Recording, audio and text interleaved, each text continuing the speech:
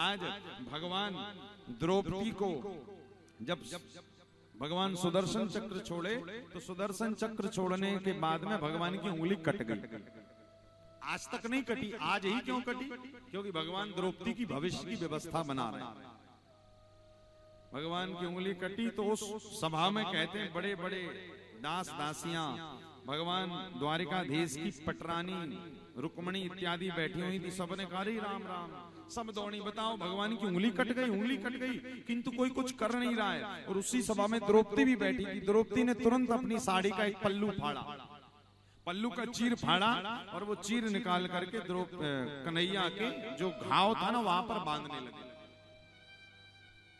भगवान उस घाव को नहीं, उस फटे हुए साड़ी के चीर को देख रहे और भगवान सोच रहे बताओ मेरे छोटे से घाव के लिए द्रौपदी ने इतनी बहुमूल्य कीमती साड़ी फाड़ी।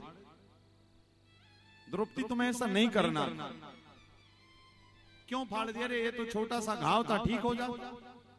द्रौपदी ने बड़ी सुंदर लाइनें कही, प्रभु प्यारे भाई घनश्याम, द्रौपदी कह रही है आपको जो आवे काम चीर दूं इन नशों को, ये तो रेशम के धागे।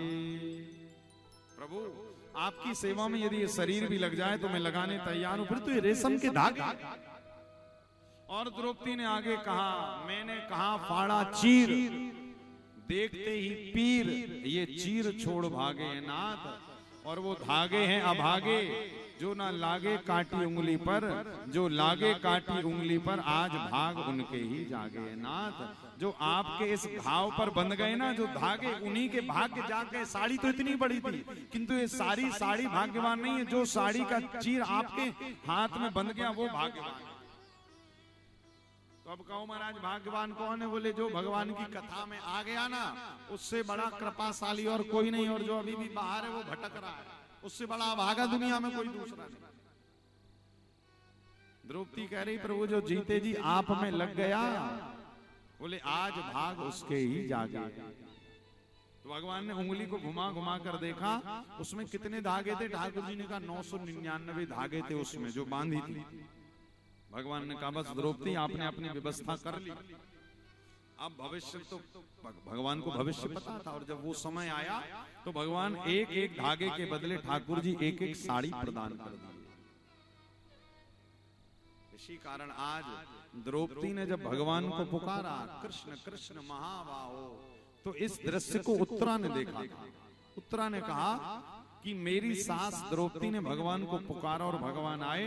और आज जब उत्तरा के गर्भ के ऊपर अश्वत्थामा ने ब्रह्मास्त्र चलाया तो उत्तरा ने कहा दुनिया वालों के पास नहीं जाना भैया, भगवान ही आते हैं। तो दौड़ कर गई कि पाही पाही महायोगिन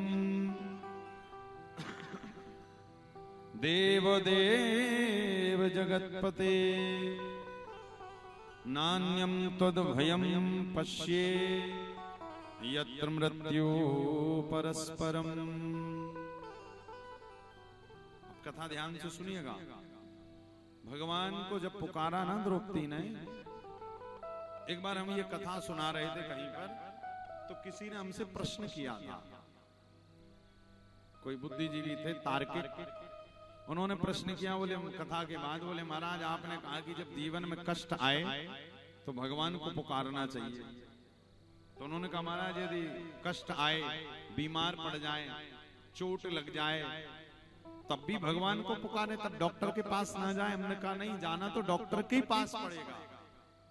तो फिर हमने कहा यदि आप ठाकुर जी का नाम लेकर डॉक्टर के पास जाओगे ना, तो उतनी देर के लिए फिर वो डॉक्टर डॉक्टर नहीं रहेगा। उतनी देर आपको ये समझना पड़ेगा कि वो डॉक्टर ही साक्षात ठाकुर जी बनकर आए तुम्हारा इलाज करने। कब? जब आप ठाकुर जी का चिंतन करते हुए डॉक्टर के पास जाओ।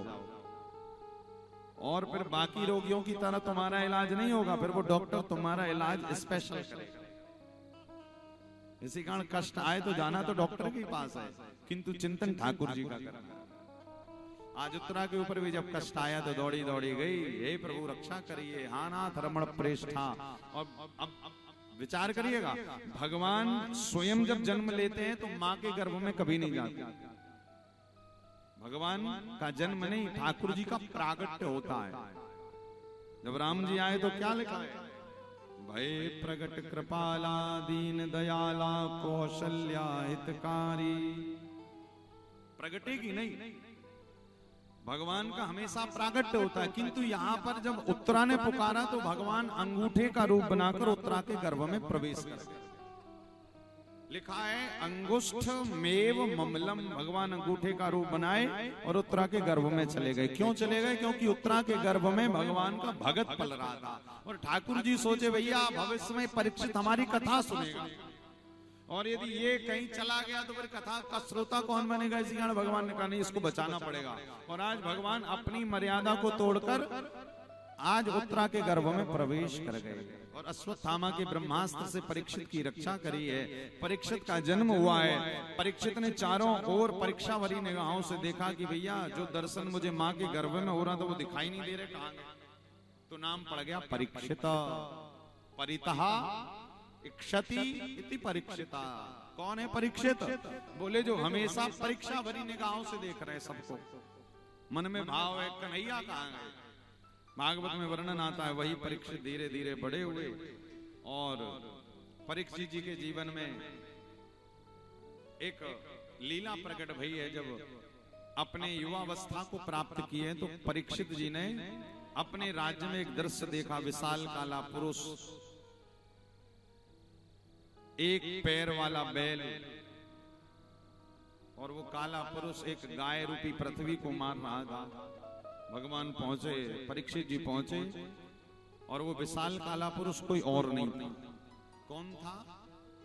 कलयुग